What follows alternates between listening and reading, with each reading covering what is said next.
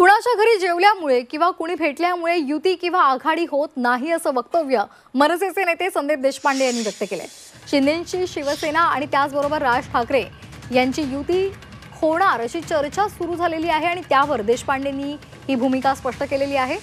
उद्धव ठाकरे मनसेशी युती संदर्भात भाष्य करतील अशी चर्चा आहे, त्यावर कुणाच्या मनात काय आहे हे माहीत नसल्याचं देशपांडेंनी म्हटलंय।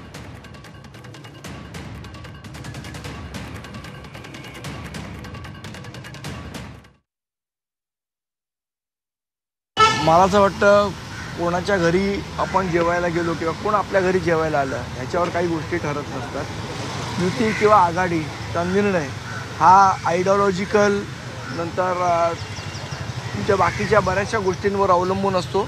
याचा निर्णय हा सर्वस्वी राजसाहेब घेतील।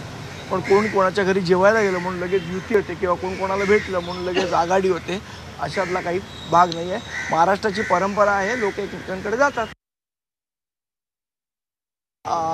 महाराष्ट्र नवनिर्माण सेनेची एक निश्चितपणे ताकद आहे जी या गेल्या विधानसभेलाही लोकांनी बघितली आणि गेले 19 वर्ष बघतायत। त्यामुळे कोणाच्या मनात काय मला कल्पना नाही, पण मला असं वाटतं आघाडी किंवा युतीचा निर्णय जो योग्य असेल, महाराष्ट्राच्या हिताचा असेल तो सन्माननीय राजसाहेब ठाकरे योग्य वेळी घेतील।